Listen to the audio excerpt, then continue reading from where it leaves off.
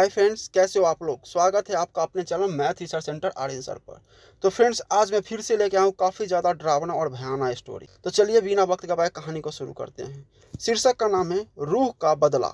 एक 35 वर्षीय व्यक्ति जिसका नाम विवेक बंसल था, अपनी गाड़ी में बैठा घर जा रहा था। रात का समय था, चारों तरफ अंधकार था। उसकी गाड़ी की हेडलाइट ही उस राह में प्रकाश फैला रही थी जिस राह से वो गुजर रहा था। विवेक हाई स्पीड के साथ गाड़ी ड्राइव कर रहा था क्योंकि आज घर वापस लौटने में उसे काफी देर हो गई। गाड़ी ड्राइव करते हुए अचानक उसकी गाड़ी के सामने एक लड़की आ गई। इससे पहले कि वो ब्रेक मारकर उस लड़की को बचाने में सफल हो पाता, तब तक उसे बहुत देर हो गई थी। जरा भी मौका न पाते हुए वह अपनी कोशिश में विफल रह गया। लड़की को गाड़ी की भयंकर टक्कर लगी। परिणाम स्वरूप वह अपने स्थान से उछलकर दूर जा गिरी। गाड़ी रोक विवेक बाहर आया और एक्सीडेंट में जख्मी होकर सड़क पर गिरी लड़की की ओर दौड़ पड़ा। लड़की के करीब पहुंच उसने देखा कि वह बुरी तरह जख्मी हो गई है। उसका चेहरा खून में सन गया।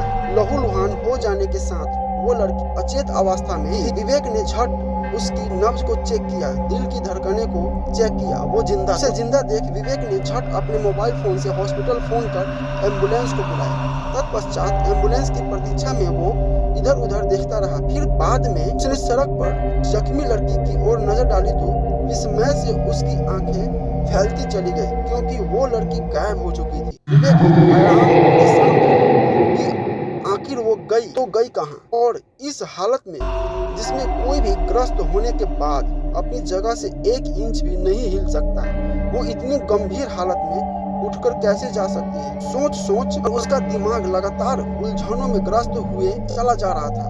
कुछ भी समझ में न आने के कारण वो वापस अपनी गाड़ी में आ गया और घर के लिए रवाना हो गया। विवेक उसी लड़की के बारे में सोचता हुआ घर पहुंचा जो उसकी कार से घायल होने के बाद अचानक गायब हो गई थी। घर पर जब वो अपनी पत्नी से मिला तो पत्नी ने उसका कोट उतारते हुए कहा, विवेक तुमसे एक बात बतानी थी। हाँ बताओ। कोट उतर जाने के बाद उसने अपना पूरा ध्यान पत्नी की ओर दिया। एक लड़की है, बहुत गरीब भी है और बेसहारा भी।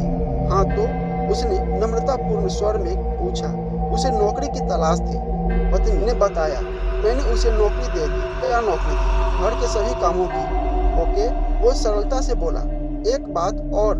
हाँ बताओ। वो लड़की यही हमारे साथ इस घर में रहेगी क्योंकि उस बेचारी का कोई ठिकाना नहीं है। जैसी तुम्हारी मर्जी। क्या तुम्हें सही नहीं लगी? मैंने ऐसा कब कहा? पर तुम सही ढंग से मेरी बात का जवाब ही तो नहीं दे रहे हो। वो दरअसल आज मैं बहुत थक चुका हूँ। ऑफिस में काम ज्यादा था न, बाकी तुम्हारी किसी भी मर्जी पर मुझे बिल्कुल एतराज नहीं, उसने मुस्कुरा कर कहा था। पत्नी भी मुस्कुरा दी, बोली आओ मैं तुम्हें उस लड़की से मिलवा देती हूँ। वो विवेक का हाथ थाम उसे किचन की तरफ ले गई। जिस लड़की को उसने अपने घर में नौकरी दी थी वो किचन में बर्तन धो रही थी। उस लड़की के सामने विवेक को लाते हुए वो लड़की का नाम शालिनी था। शालिनी ने दृष्टि उनकी ओर उठाई तो विवेक की पत्नी बोली, यह है मेरे पति। जी, लड़की ने धीरे से कहा। यह शालिनी है। वो विवेक से बोली, आज से हमारे घर का सारा काम यही करेगी। विवेक शालिनी की तरफ देखकर मुस्कुरा दिया। उसके बाद दोनों पति पत्नी वहां से चले आए। शालिनी के होठों पर कुटिल मुस्कान। जब उसने नल खोला तो पानी की जगह खून उसमें से बहने लगा।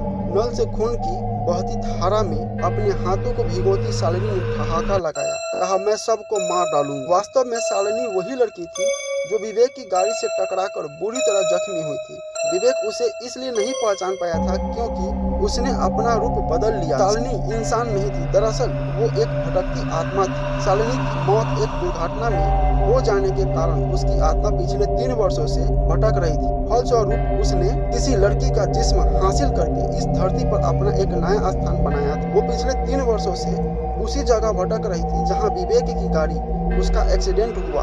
रात के 1 बजे का समय था। विवेक व उसकी पत्नी दोनों ही गहरी नींद में सो रहे थे। अचानक पत्नी को सुनाई दिया कि कोई किचन में बर्तनों के साथ छेड़छाड़ कर रहा है। बर्तनों की आवाज कान में पड़ने के बाद वो जाग गई थी, मगर जल्द ही फिर से सोने की कोशिश करने लगी थी। 30 मिनट गुजर गए, बर्तनों की आवाज बराबर आती रही। तंग आकर वो उठी और किचन की तरफ चल दी। किचन में आकर उसने देखा कि शालिनी बर्तन धो रही है। उसकी तरफ शालिनी की वो बोली, इतनी रात गए तुम बर्तन क्यों धो रही हो? जवाब में शालिनी ने कुछ न कहा।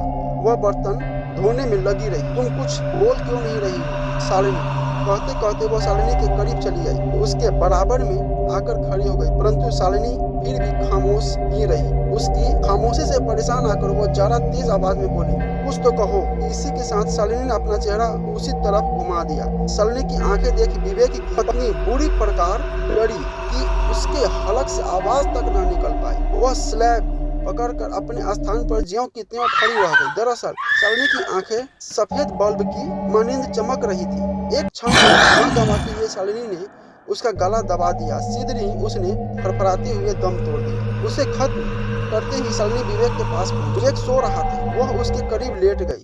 इसी के साथ उसने विवेक को जगा दिया। विवेक ने शालिनी का यह डरावना रूप देखा तो झट वहां से भागने की कोशिश की। इससे पहले कि वो भाग पाता, शालिनी ने उसे पकड़ कर वहीं लिटा दिया। बोली, तुम जानती हो मैं कौन हूँ? नहीं, वो घुटी घुटी आवाज के साथ बोला, मैं वही लड़की हूँ जिसका तुम्हारी गाड़ी से एक्सीडेंट हुआ था और वो गायब हो गई। विवेक तुरंत समझ गया कि वो कोई प्रेत आत्मा है। अब आगे विवेक को कोई भी मौका न देते हुए शालिनी ने बहुत मजबूती के साथ उसका गला पकड़कर दबा दिया। विवेक भी अपनी पत्नी की तरफ फड़फड़ाते हुए दम तोड़ने के सिवा कुछ न कर सका। दोनों को जाने के बाद शालिनी पुनः अपने नए शिकार के लिए अपने ठिकाने पर पहुंच गई। तो फ्रेंड्स, कैसा लगा स्टोरी प्लीज कमेंट करके बताइए और हमारे चैनल को सब्सक्राइब जरूर कीजिए। मिलते हैं अगले स्टोरी में।